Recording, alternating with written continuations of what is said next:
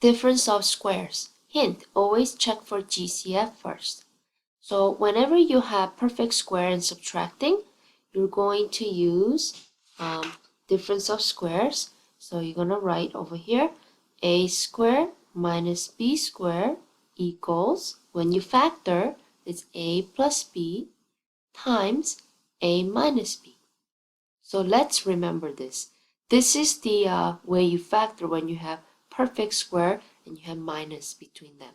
That's why it's called difference. When you see the minus, that's the difference between squares. So we use this, okay? So what we're going to do is first use GCF. So the GCF of 36 and 81 is 9. So we're going to put 9 and then we're going to divide each term by 9. So 36 divided by 9 is 4, and then x squared, we're just going to write that, and then minus 81 divided by 9 is 9, and then just write y squared, and then we're going to look at 4x squared minus 9y squared. 4 is a perfect square because 2 times 2 is 4. 9 is a perfect square because 3 times 3 is 9. So what we're going to do is right here, we're going to write 2x, 3y, because square root of 4 is 2, square root of x squared is x, square root of 9 is 3, square root of y squared is y. So this is going to be your A and this is going to be your B. So what we're going to do is write 9, and over here we're going to do 2x plus 3y times 2x minus 3y. And then you're done. This is your answer. So GCF, you just have to put it in the front and just do this part, and we just use this right here. Okay, so that's your A, that's your B. 75 and 12. Do they have GCF? So let's find the GCF, and you can use graphing calculator to find the GCF, or you can use the L method. 3 can go into 75 25 times. 3 can go into 12 4 times. So 3 is their GCF. So what you're going to do is 75 divided by 3, which is 25, x squared. Negative 12 divided by 3 is negative 4. Now, you're going to look at these two. Are they perfect squares? 25 is a perfect square. 4 is a perfect square. So this one, square root of 25 is 5. Square root of x squared is x, because x times x is x squared. Square root of 4 is 2. Just put the minus and put the GCF below with the parentheses. And then you're going to do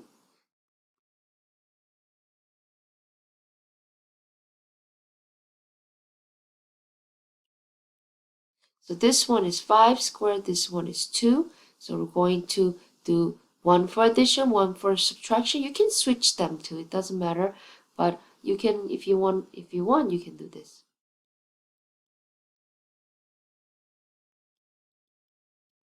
So that's A, that's B. So you just do this and keep the GCF in the front, and this is your answer.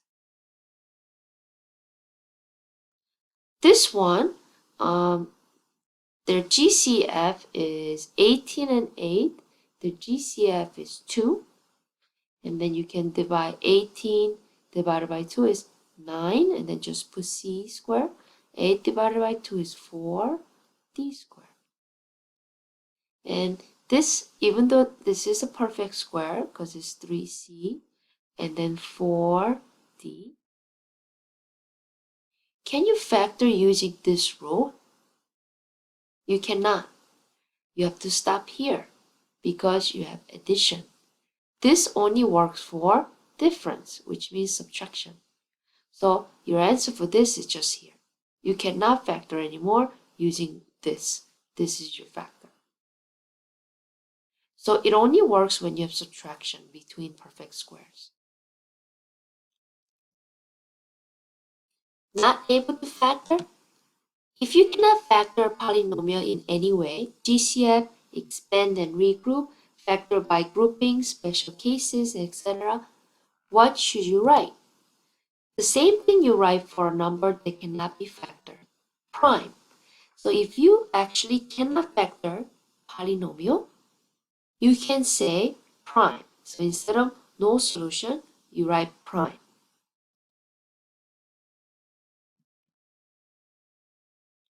Dividing polynomial by binomial. For dividing polynomial by binomial, factor the numerator and cancel the common factor. So first you have x squared plus x minus 12 divided by x minus 3. I think your paper might be missing this part, so please write this part on your paper, on your notes. So first thing you're going to do is put the equal sign, and you're going to factor the numerator. Okay? So here, we're going to factor this. Right here, you have 1, 1, negative 12. So what you're going to do is multiply a times c, which is 1 times negative 12 is negative 12. And then you have 1, which is the middle part. You're going to write it here, times and plus. So what two numbers can I multiply to get negative 12? But when I add them, I get positive 1. So I can think of two numbers. I can think of 4 and negative 3. Because when I multiply 4 by negative 3, I get negative 12. But when I add them, I get positive 1. So I'm going to use these two to expand the middle term. So here, I'm going to use x squared plus 4x minus 3x minus 12. So I'm just factoring this first. And then I'm going to factor first two. Their GCF is x. And then you have x plus 4. Because x times x is x squared. X times 4 is 4x. And then minus, put the minus. 3 is their GCF, 3 and 12.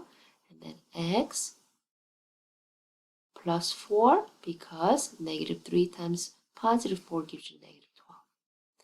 And then you're going to write these two in the front. This same thing just once. So I just factor the numerator. So you can write this here, x minus 3 times x plus 4. So first thing you're going to do is factor the numerator. Please underline that and cancel the common factor. So I'm going to write that we just factor the top part over, you see this x minus 3 on the bottom, just copy. And then right here, we're going to cancel x3, x minus 3, and x minus 3. We're going to cancel the common factor. Just like fraction, you can cancel, cross cancel. So cancel, cancel, that becomes 1. 1 times x plus 4, you just have to write x plus 4. So that's the answer. So what we did is we factored the numerator, and then we canceled the common factor, and we wrote our answer. So this is your final answer.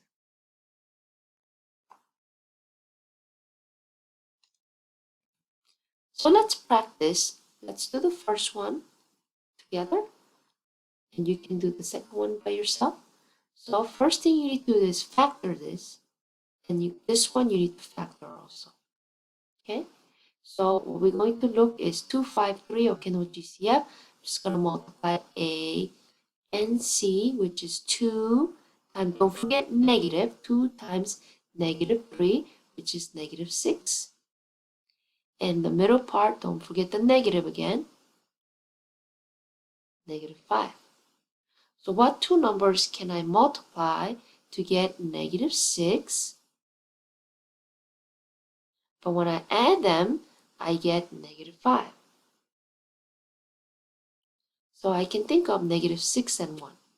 If I multiply these two, I get negative 6, but when I add them, I get negative 5. So I'm going to use negative 6 and 1 to expand the middle term, negative 5x. So I'm going to copy the rest. Instead of negative 5x, I'm going to use negative 6x plus 1x. And then this one is negative 3, just copy. And I'm going to factor this. So right here, 2, 6, their GCF is 2, x and x, 1x. Then I'm going to do this, x minus 3. Okay. And then right here, I'm going to factor this. Their GCF is just 1. So you see the plus sign, just do plus 1. Then x minus 3. Same thing because it's 1. So you use these two. 2x plus 1 times x minus 3. So I just factor the numerator. So go here and write that.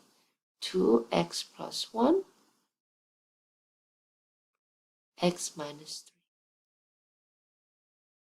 Now we're going to factor this, the bottom, okay?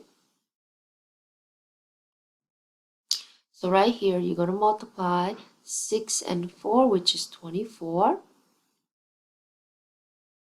And then 11, I'm going to put it here. So what can I multiply to get 24, but when I add, I get 11? So I can think of 8 by 3. 8 times 3 is 24, but when I add them, I get 11. So I'm going to use 8 and 3 to expand 11. So I'm going to do 6x squared plus 8x plus 3x plus 4. So what we're going to do is just factor this. So 6 and 8, their GCF is 2. X squared and x, their common GCF is x. And then I'm going to do here 3x plus 4. Okay. And then I'm going to factor the last two. Their GCF is just 1. So put plus 1. And then just write 3x plus 4 because the just GCF is that. And right here, 2x plus 1 times 3x plus 4. So I just factored the bottom. 2x plus 1 times 3x plus 4. Now, we're going to cross cancel any common factor. 2x plus 1, 2x plus 1. Those are common factor. So this is your answer right here. X minus 3 over 3x plus 4. That's your answer for this problem.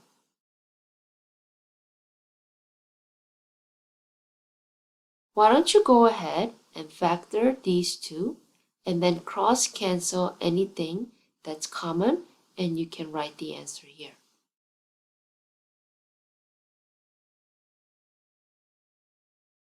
So I got, for the top, I got x plus 3 times x minus 6 when I factor the top trinomial.